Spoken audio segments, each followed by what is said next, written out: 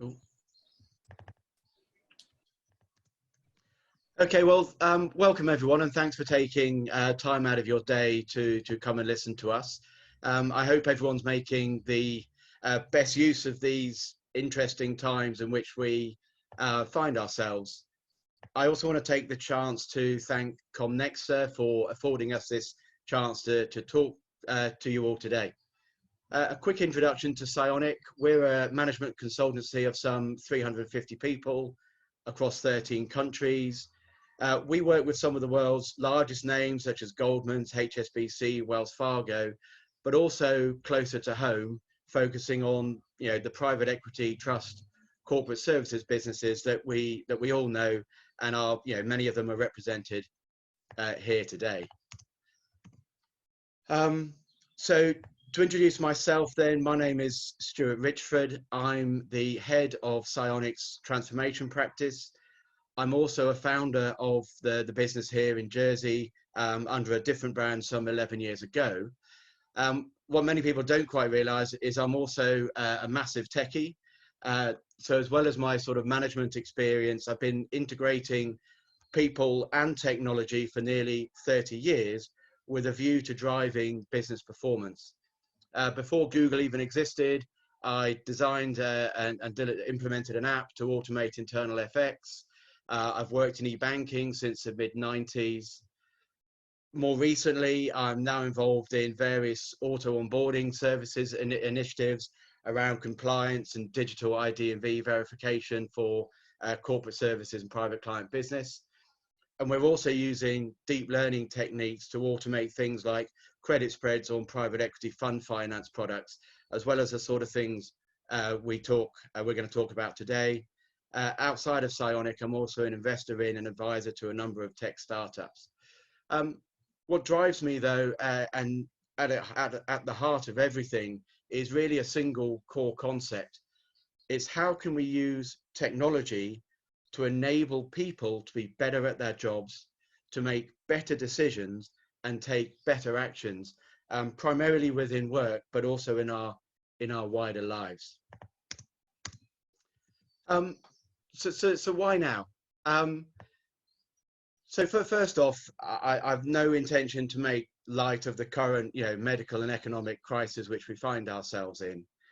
At a macro level, though, this is a once in a decade opportunity to reassess our business strategy at both a business, a team, and even an individual level, the product lines we support, the client cohorts we serve, and at a micro level, it's been brought into ever closer focus the sort of issues around cash recoverability, client profitability that are critical to our company's very survival.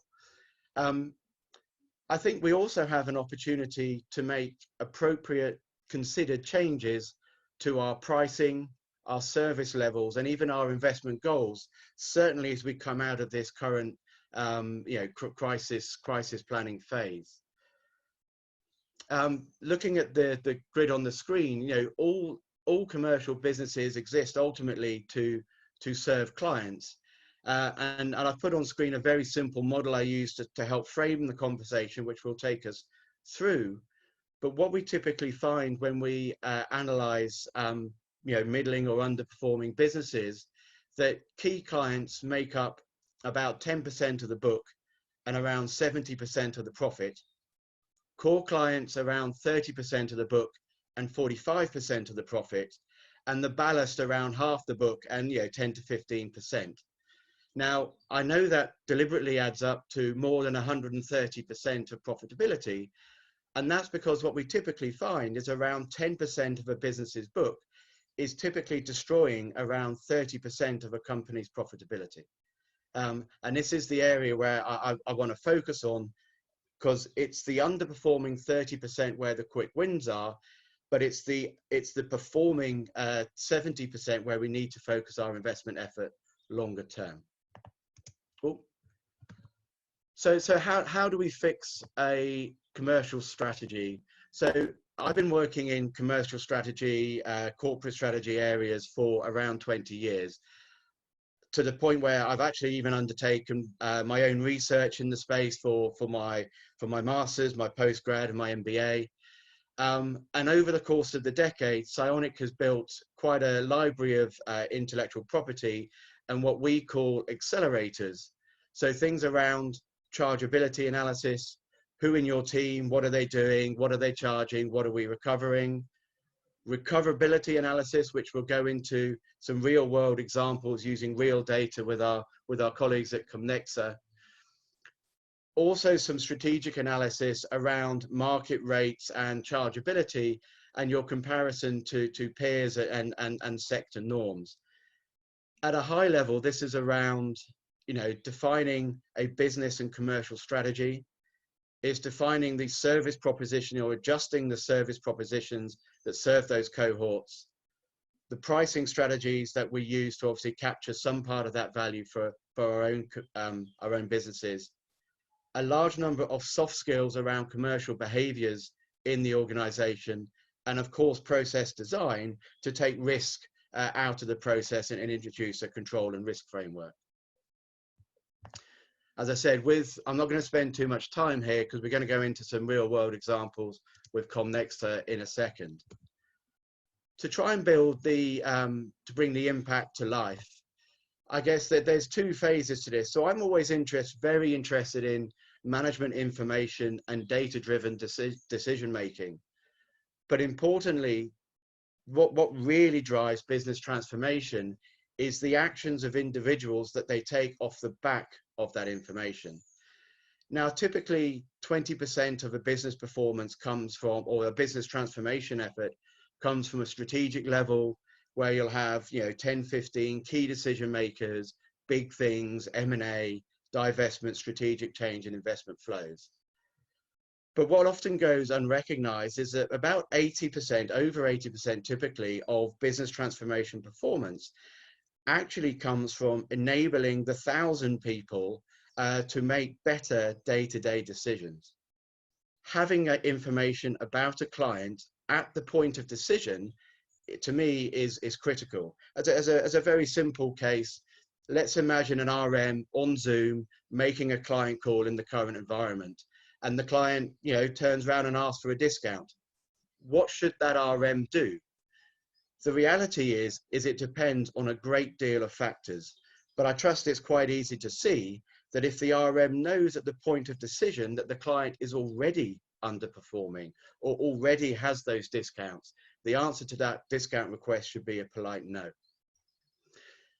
What's key though is the impact of these 1,000 decisions continuously over the course of time.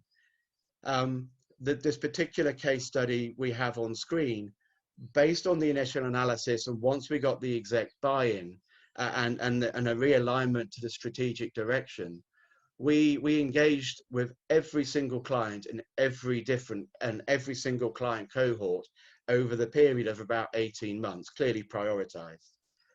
We moved clients to appropriate service models. We moved clients to appropriate products that reduce service costs. We had a focused effort to reshape poor processes, knowing which of those processes were most contributing to profit and or cost. We built new processes, and we actually used the data we built to model client behavior to assess the likely profitability of new business coming in, so we could correctly price and indeed gatekeep and refuse or redefine client proposals so that we knew we were taking on business that was most likely to be profitable. Unfortunately, we also, when we exhausted all other options, we also exited a small number of client relationships, or more accurately, used pricing where we could to motivate the exit. Using the data, though, we also found a new niche, a couple of new niches actually in our business, which led to the large proportion of the new revenues that came on over time.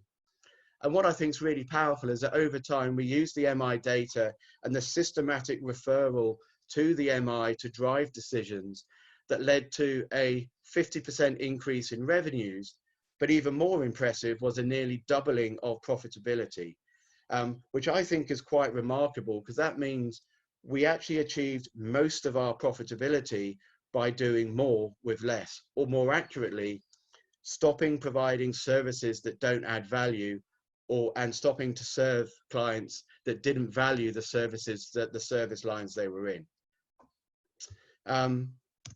The second case study is actually very active and very current, just to try and bring it alive. And I don't wish to go over the same points, but what we've managed to do over the course of a year with 2 different sort of 4-month studies is we've managed to take a business unit that was break even, cost income ratios bumping along at about 100, and we've turned it into one of the most profitable business units in the group. Because again, a small change in revenue, keeping the cost base simple, has a massive pivot on EBITDA. So again, what have we done? We've fixed leaks, we've made system changes, we've done client analysis, we've fixed fee and GL setups. We even found a number of fee lines that went to GLs that were never billed.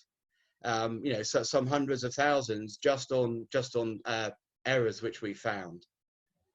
We've redefined the KPIs and the commercial processes. So that's all about billing management, WIP management, debtor management, and importantly, changing the way the company does write-downs and new business gatekeeping.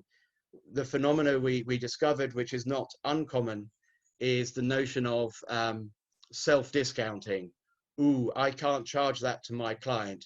Ooh, surely Citus work should be part of, it shouldn't be charged to the client, where in actual fact it should. So a mindset shift, focusing on the soft skills and the commercial behaviors, and with key RMs actually focusing on negotiation skills so they could have those difficult conversations with greater confidence.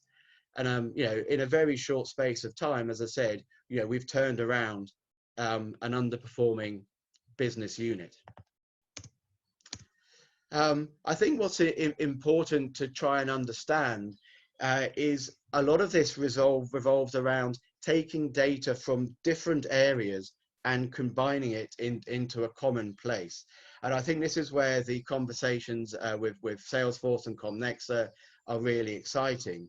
We take information from the finance system, the CRM system, billing systems such as Nav1, Viewpoint, eFront, whatever it may be, and we bring it into a common place from which we can drive new insights, taking, administration, transaction counts, profitability counts, discount counts, and bring it together so we can really get a full view of the client. And again, back on the other initiative, this is where some of those initiatives have broken down. We even discovered an entire cohort of clients that had been lost on their MI and hadn't had a fee review for 8 years. Lucky clients. So rather than go into a lot of detail, I think this is a good segue to bring the Comnexa guys back in. I'm of course happy to take questions at the end, but what we've done is, with a client's permission, we've anonymized but used very real data, albeit a summary form, to build some real dashboards using the Comnexa team. So hope to bring to life some of this MI, and what I'll add is some of the actions and the management steps we've taken off the back of that MI, just to try and draw out some insights and bring it to life. Dan, I think that's over to you guys if I stop sharing, right? Oh, yes. So if Stuart stops sharing and Axel from our team starts sharing, while we're organising that, I just wanted to explain, to demonstrate this, we're using a product called Salesforce Einstein Analytics. This allows us to use data from anywhere. We don't necessarily have to use data from Salesforce, although this is a Salesforce product. So Axel in our team has been doing some incredible work on Einstein Analytics recently. I think Axel and Stuart are going to talk through these examples.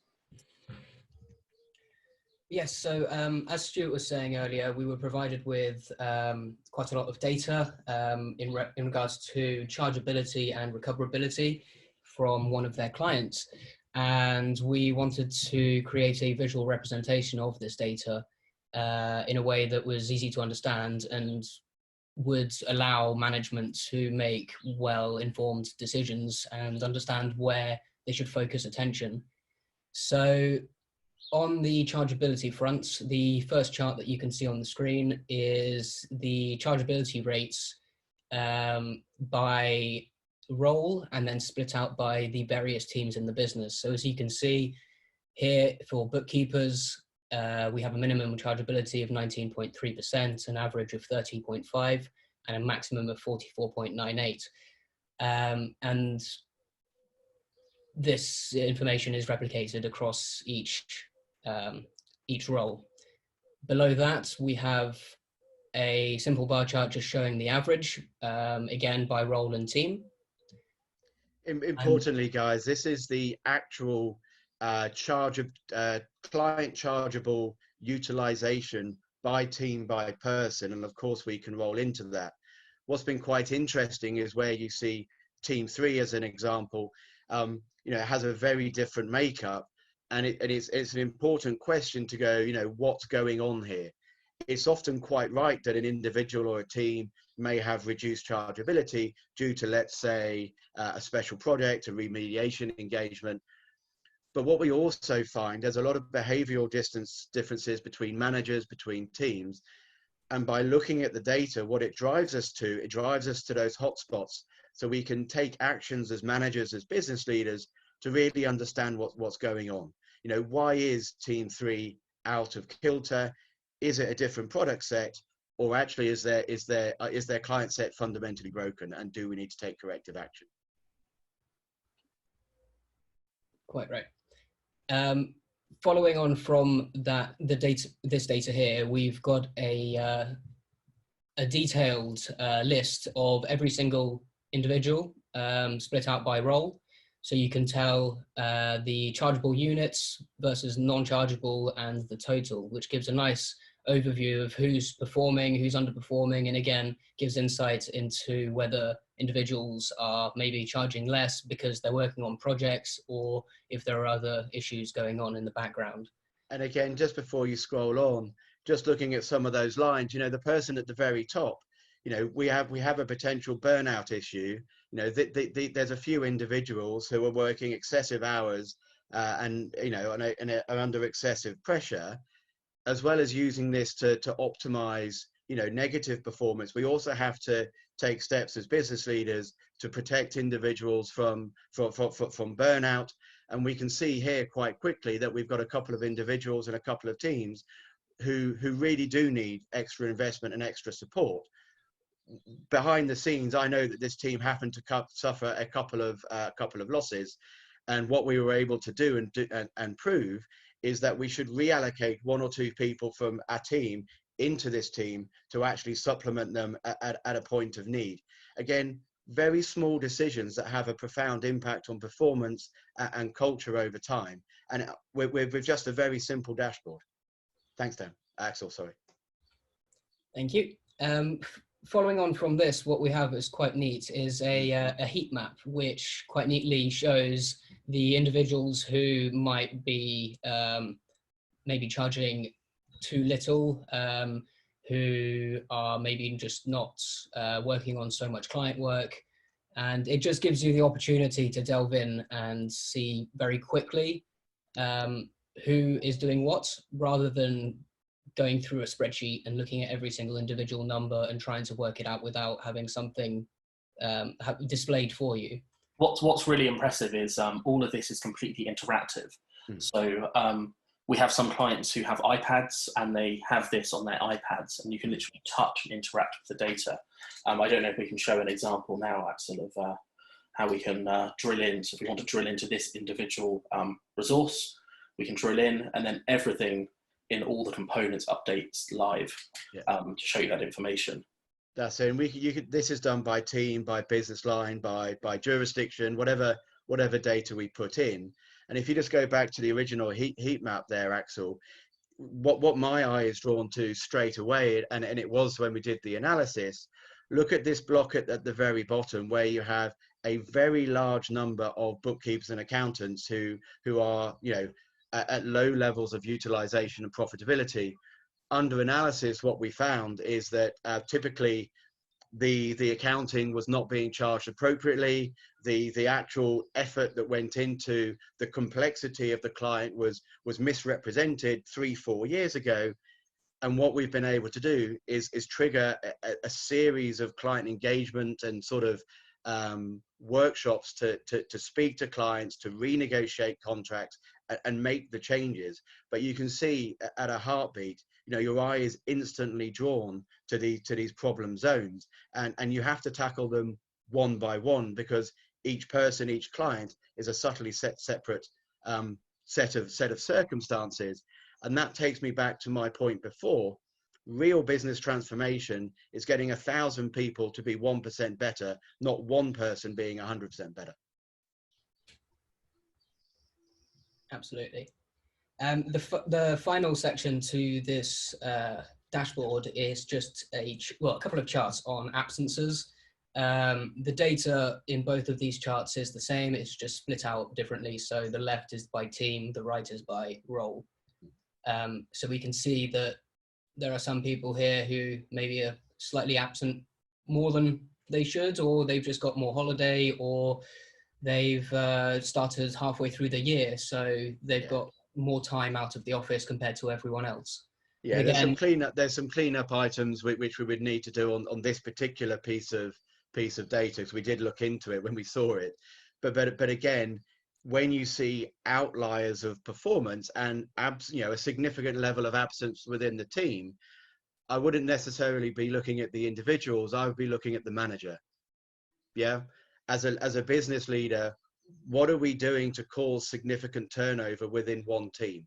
Yeah, what's going on here? And again, driving attention to those very individual and quite personal matters, which as leaders we have to deal with.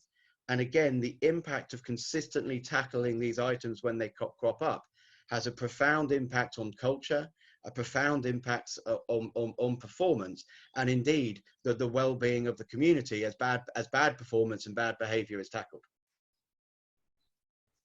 Exactly. So this is the end of the chargeability dashboard, and the next one is the recoverability one, which I think I love this. Absolutely fascinating. So the first chart is just a timeline of billing, so that you can see when each team sends out their bills. So a fairly simple chart, but nice to see anyway. Below that is the difference between the WIP reports and the actual billing. So you can see where certain teams are maybe spending more time doing the work but not charging for all of it, or vice versa, they're charging a higher bill because they've got a fixed fee, but the WIP is significantly lower. Again, quite neat. We can just drill in and we can filter out fixed clients, time charge clients again, so you can get that drill down view, and so you can slice and dice the data dynamically. Exactly, yeah. And on that point, if we look below here, we've got revenues by clients and by fee type. So on the left-hand side is a list of every single client and what they are bringing in terms of billing. Well, what I love about this chart, I mean, we showed you the colored box at the top, but this is real data that hasn't been edited. And here again, we see the classic cluster: 10% of key clients that are driving profitability, the 40% or so of core clients. And if you scroll down, Axel, to the bottom, you've got a long tail of laggards and even clients that aren't performing. Now, yes, one or two of those are exiting, one or two of those are new, but I can guarantee you that there's a large proportion of that group that are dragging down your overall performance. I mean, and let's keep in mind, every client needs RMing, it needs administrative oversight, it has compliance cost, it has regulatory risk, operational risks.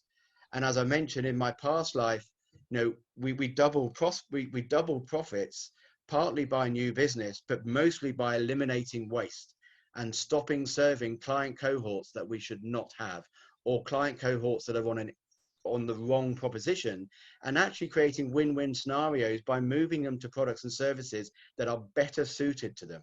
You know, this doesn't have to be a negative thing. This is very, very powerful and very positive. Moving clients to products where they will be better served and better looked after, whilst also reducing your cost to serve. It's key. Yeah. Now my favorite graph. Here it is. Oh, this one I love. Axel, take us through the graph, and then I'll talk us through it. Basically, with this graph, what we have is along the bottom axis is the sum of bills, along the left axis is recoverability, and the size of each bubble represents the WIP. So what we can see is that there are certain clients who are where the bill is significantly higher than the WIP, and vice versa. And basically, yeah, it gives you a very nice indication of where you've got clients which bring in a lot of profit and those which are costing the business when there might be a way of getting away from those clients, perhaps.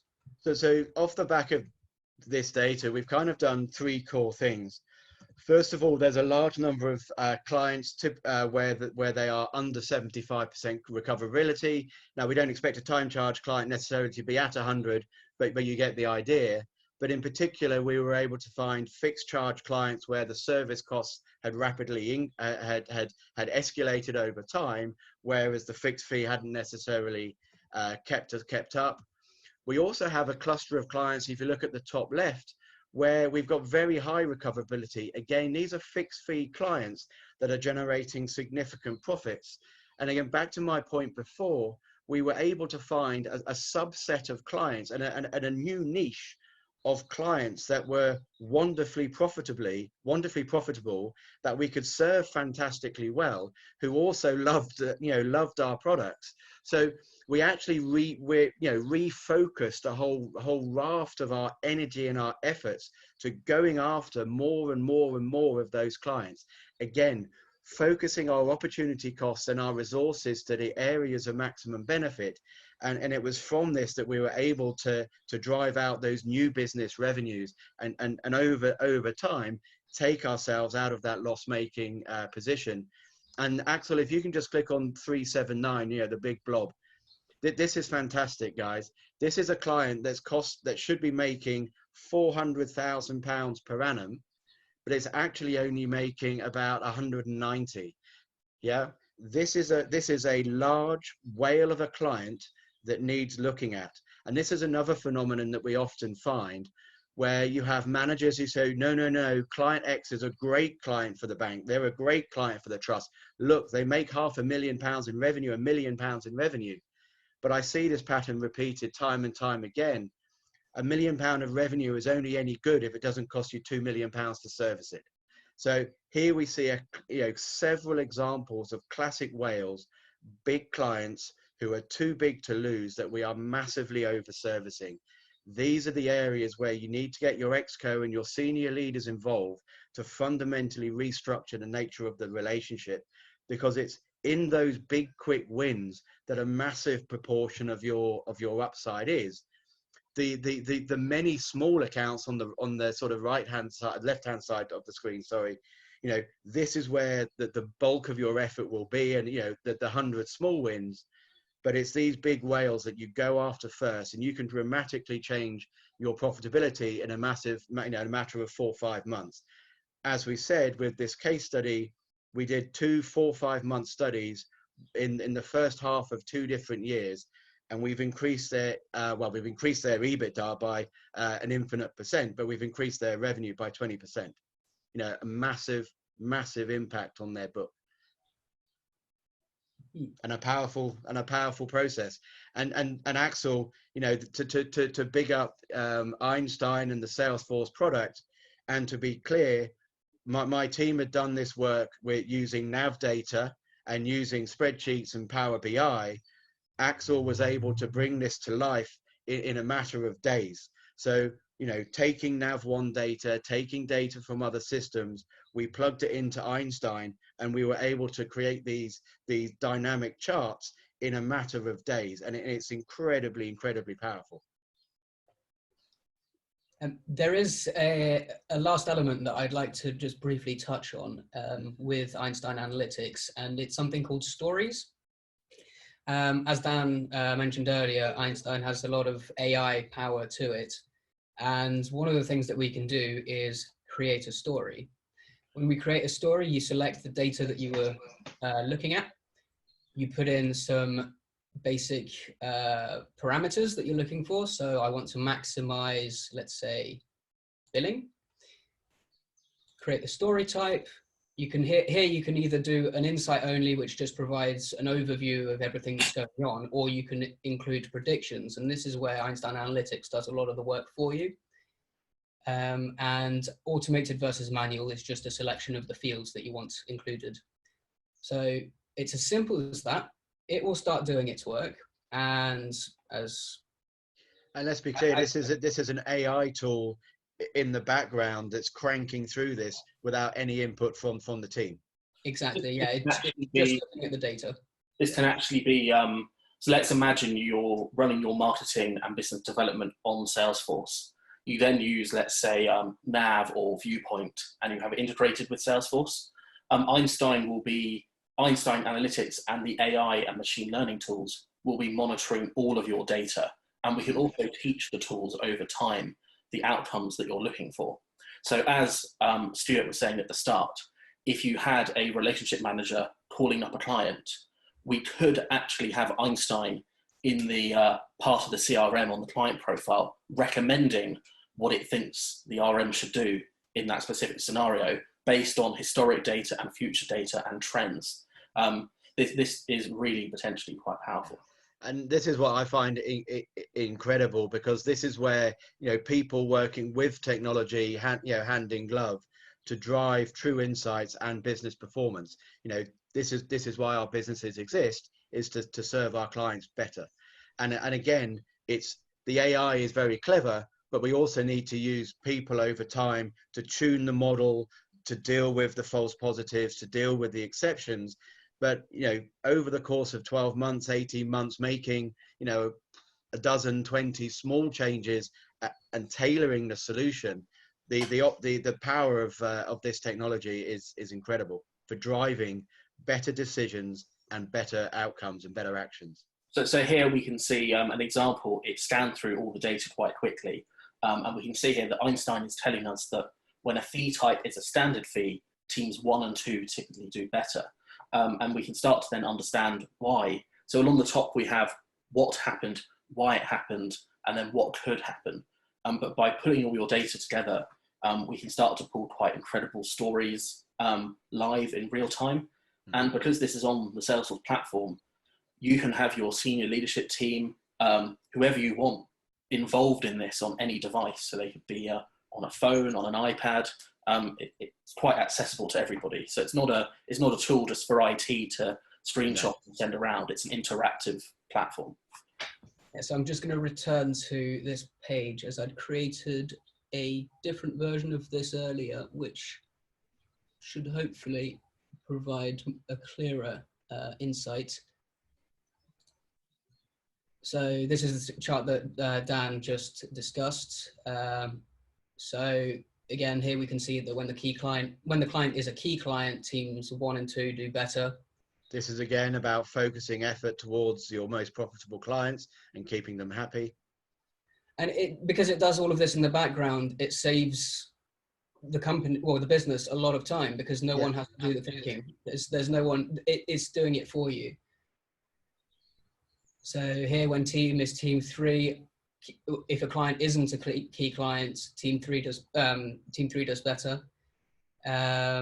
Here it's about the WIP. So when the WIP units are between 12,000 and 140,000, team 3 does worse. The data that we used were very raw and very summary. Exactly, yeah. So what you would see in practice is you'd have much clearer fields and information, and it would be much clearer to understand. But again, here when it's team 3, standard fee does worse. So yeah, you kind of get an idea of where teams are focusing their efforts on and where they can improve. Yeah, so the power of pulling everything together is incredible. I just have a slide which I'd like to show before we go on to Q&A, if that's okay. That's all. Yes. 1 second. So there's the concept of customer 360. So this is the idea of combining all of the data you have from other systems. You don't have to use Salesforce into somewhere, and then getting really deep and rich insights. So this is just an example of a Salesforce example of a customer who's pulled in 33.2 records from all these different systems.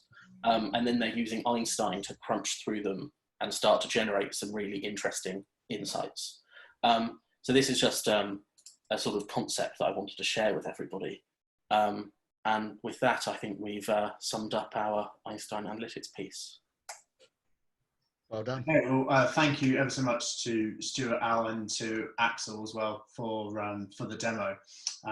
From our point of view, we regularly work with clients who are across multiple jurisdictions, and that's just one example of how using the data you can spot and interrogate why one jurisdiction might be doing better than another, and start copying the best behaviours of that high-performing jurisdiction.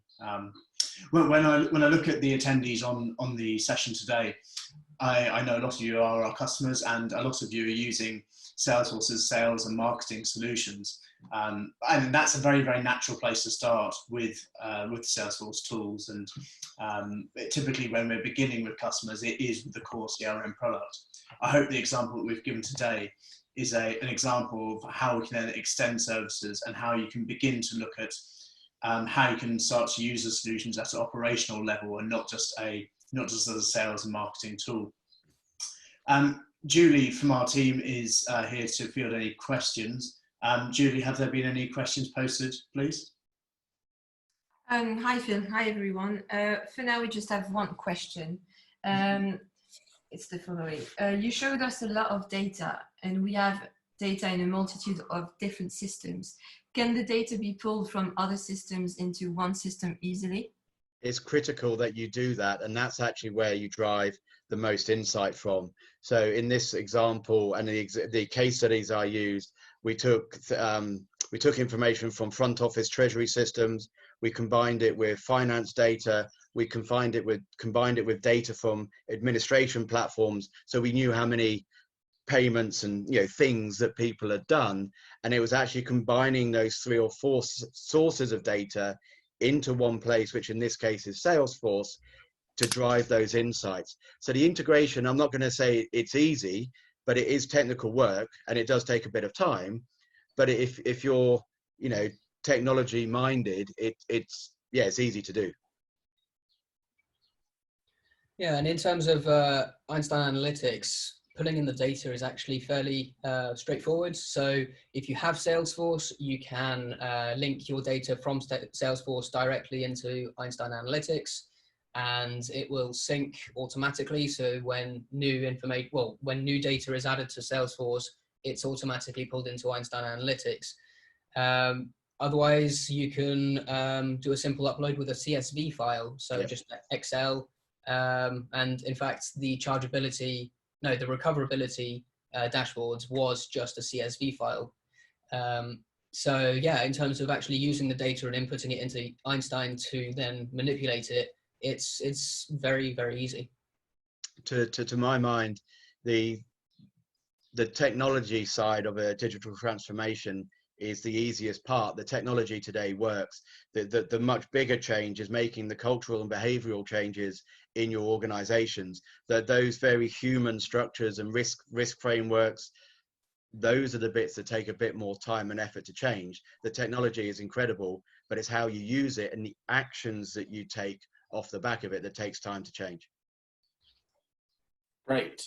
If anyone else has any other questions, you can leave them in the section in Zoom, which should be below, or you can, if you're watching on YouTube, you can leave them in the comments. I just wanted to see if anyone else had any other questions before we wrap up. There's nothing else on YouTube. I'm conscious that we're approaching 1:30 and people might have next appointments. So I just need to say thank you ever so much to the Sionic team. And if any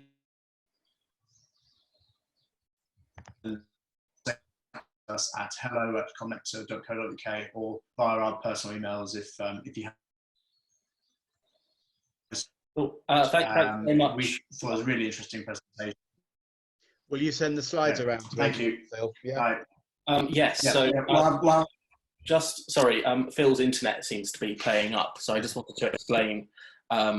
So on our website, we have a section called Comnexa Live. On Comnexa Live, you can see the upcoming virtual events we're running, and you can also view the webinars on demand. So you'll be able to watch this whole webinar back in video format, and you'll also be able to view the slides and any other accompanying information. So with that, thank you very much for everybody to attending, and we'll hopefully speak to you soon. Thank you all.